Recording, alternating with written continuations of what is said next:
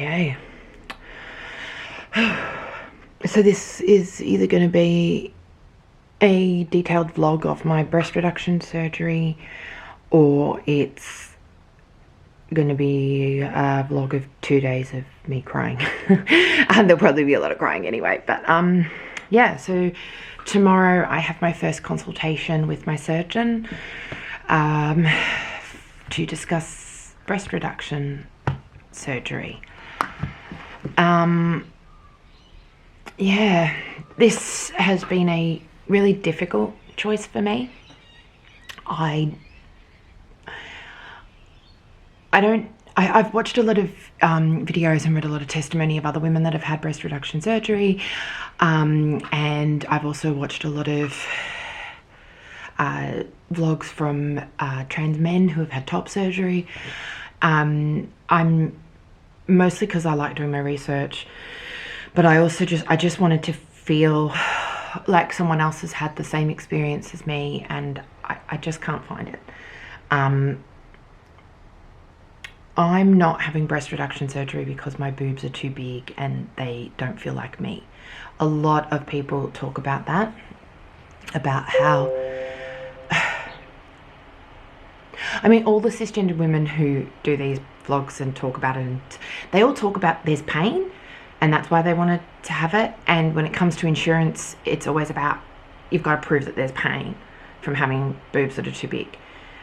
But most of it all just focuses then majority on what they feel like afterwards and what they look like and the aesthetics of their body. That's not my story. I feel like my story is a little more akin to women who have had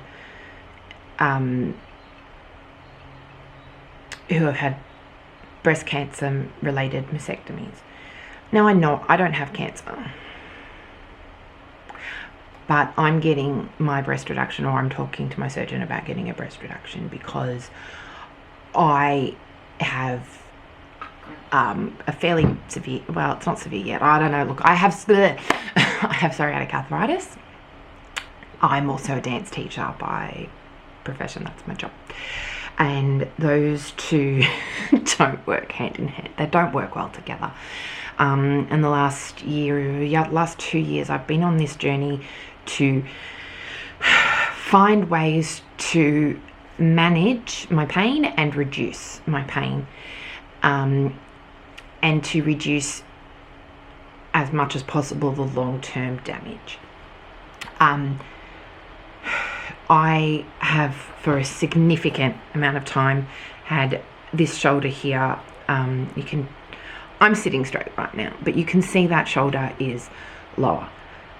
You can see it's not hugely dramatic, but if you have a look, like I am sitting directly facing the camera, these roses should be that this jumper is on straight, but you can see that this right shoulder is further down. When you look at it from the side, there's a curve of that shoulder forward and not as much in the other one. That's not because of my boob size. It's because of my arthritis. I am a ballet teacher, so using my upper back muscles to support the shoulder joint, to work the shoulder joint, I do that every day that I teach. That's just my life. In ballet, we call use of the arms port de bras, and port de bras is carriage of the arms. My ballet teacher always taught us to add from the upper back after that. It was integral. I use my upper back muscles to support the use of my arms. I know how to get this shoulder back into its place, but that hurts. I've gotten to the stage now where it hurts to do that. The joint is compromised. So whilst my boobs are not the primary cause of my pain,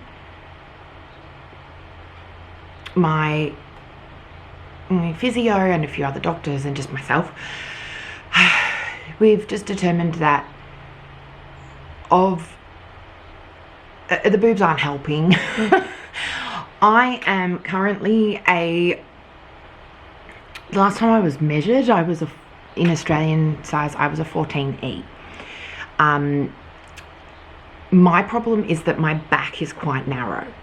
Even now that I've put on more weight, like my regular size is actually an 18, but my back size is a 14, and then the front is an E. And I actually really, I really like my boobs aesthetically.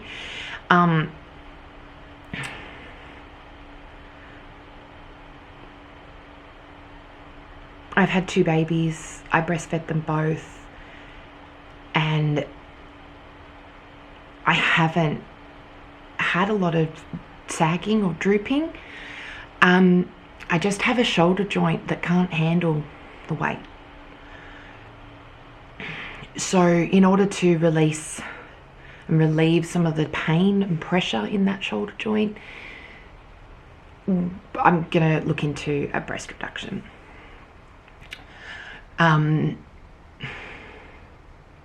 It's not what I want to do. I would much rather not have a breast reduction. Like I said, I like my boobs. But what I don't like is, okay, so what happens with me is I get this pain from my shoulder into here, and the vein here, when it's really bad, the vein here, sorry, I don't know what this curl is doing here. It's like, not a curl. The vein here throbs, and this pain just, oh, it,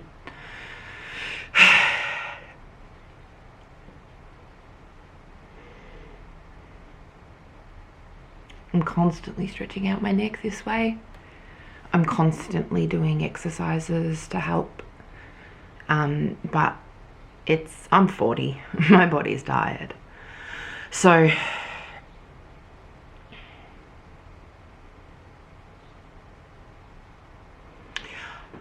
I'm really,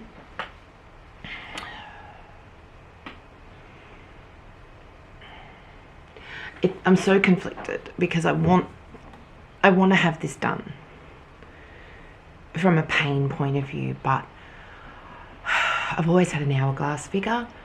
When puberty hit me late, puberty hit me at 16, and I went from a stick figure ballerina to I looked like I was a baby Playboy model. There's no other way to describe it. I woke up one day and I had C-cups and just nice amount of hips. Puberty was good to me. From an aesthetic point of view, from a hormonal point of view, that's a whole other story. But I've always had an hourglass figure. I've always been lucky in that respect.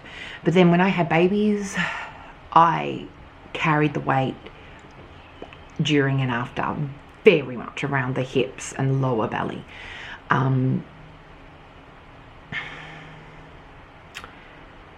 My hips are big enough now that I probably don't have an hourglass figure. I'm probably more of a pear, but I still have big boobs, so I can still work that whole hourglass thing, and I feel like that's my body, an hourglass body.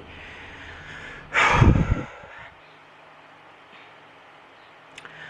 feel like a reduction in my boobs is going to take that away, and my belly is going to be the feature. I'm going to be, I hate my belly. I hate it. It's, you know, I've done the yo-yo dieting thing. I've done every diet since having my, you know, in the 5 years since I had Charlie. I've done all of that. And, you know, you lose weight, you're good.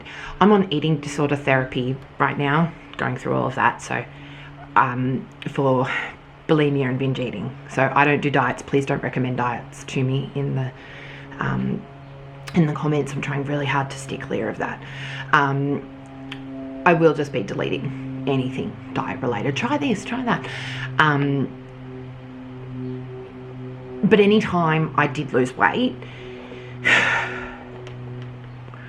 I would lose, say,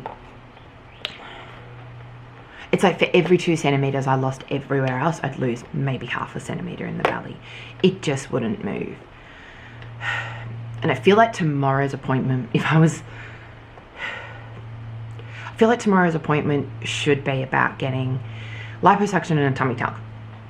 That if I wanted my body to look like I want my body to look, that's what I'd want to do.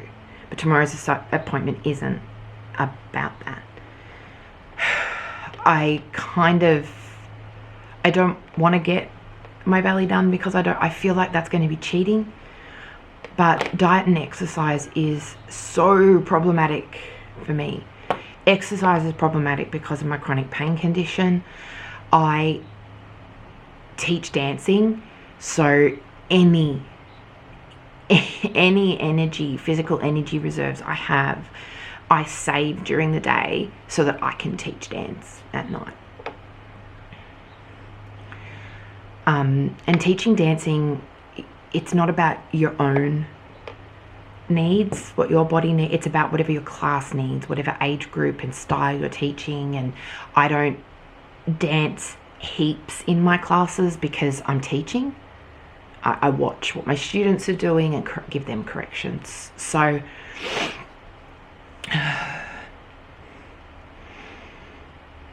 the exercises that I do for myself, the exercising I do for myself is based around it's rehabilitation basically. It's pretty much all of my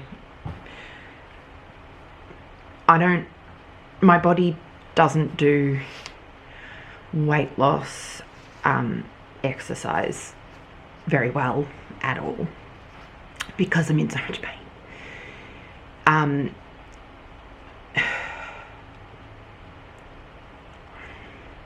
But I still have it drummed into my head that surgery of any kind for weight loss is an easy way out. And I don't want to take the easy way out. But then there's this huge part of me that does. I'm worried tomorrow that I'm not going to be able to get breast reduction surgery. Multiple reasons why I think I might not be able to. My pre-existing medical conditions could mean no, you're not a good candidate. The fact that I'm not actually that big as far as breast reduction surgery goes, I'm not that big. What I'm really worried about is seeing the before and after images that they do where they like show you what you're going to look like or what they can make you look like. And I feel like if my boobs get smaller, my stomach is going to look even bigger. And a good surgeon would probably then recommend adding some sort of stomach surgery to it as well to even that out. I can't afford that. I can't justify it. We can afford it. But it would mean some sacrifices in a very first world problem kind of way. I'm very fortunate financially where I'm at, but that's not to do with my job. That's my husband's amazing with money and saving and all of that. But it would mean that we would be putting back our goals as a family. And I don't want to do that to my family, but I'm really conflicted and I'm really scared.